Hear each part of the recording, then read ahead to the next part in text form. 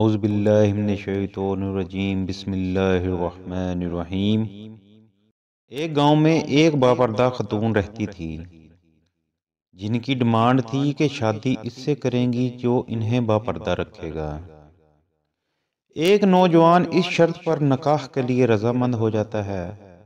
دونوں کی شادی ہو جاتی ہے، وقت گزرتا رہتا ہے یہاں تک کہ ان کا ایک بیٹا ہو جاتا ہے۔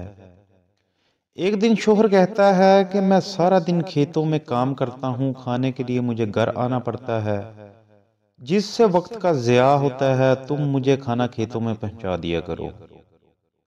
بیوی راضی ہو جاتی ہے۔ وقت گزرتے گزرتے ایک اور بیٹا ہو جاتا ہے، جس پر شوہر کہتا ہے کہ اب گزارا مشکل ہے، تمہیں میرے ساتھ کھیتوں میں ہاتھ بٹانا پڑے گا۔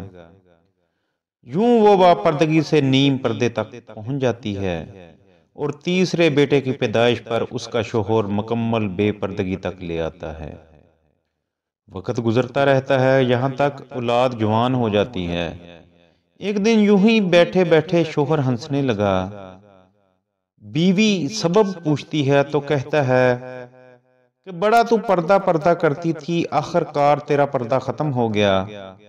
کیا فرق پڑا پردے اور بے پردگی کا؟ زندگی تو اب بھی ویسے ہی گزر رہی ہے۔ وہ بولتی ہے کہ تم ساتھ والے کمرے میں چھپ جاؤ، میں تمہیں پردے اور بے پردگی کا فرق سمجھاتی ہوں۔ شوہر کمرے میں چھپ جاتا ہے۔ عورت اپنے بال بکھیرے رونا پیٹنا شروع کر دیتی ہے۔ پہلے بڑا بیٹا آتا ہے، رونے کا سبب پوچھتا ہے، کہتی ہے تیرے باپ نے مارا ہے۔ بڑا بیٹا ماں کو سمجھاتا ہے، اگر مارا ہے تو کوئی بات نہیں، وہ جو آپ سے محبت بھی تو کرتے ہیں، آپ کا خیال بھی تو رکھتے ہیں۔ وہ سمجھا بجھا کر چلا جاتا ہے۔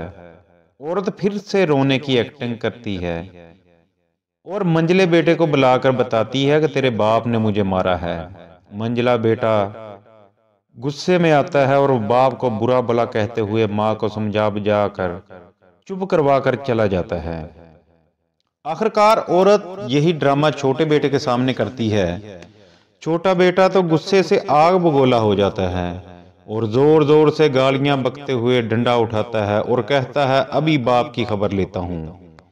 پھر عورت شوہر کو بلا کر بولتی ہے کہ پہلا میرے پردے کے وقت پیدا ہوا تو اس نے تیرا پردہ رکھا، دوسرا نیم پردے کے زمانے میں پیدا ہوا تو تیری آدھی لاج رکھ لی، جبکہ تیسرا جو مکمل بے پردگی کے زمانے میں پیدا ہوا تو وہ مکمل طور پر تیرا عزت کا پردہ اتارنے لگا۔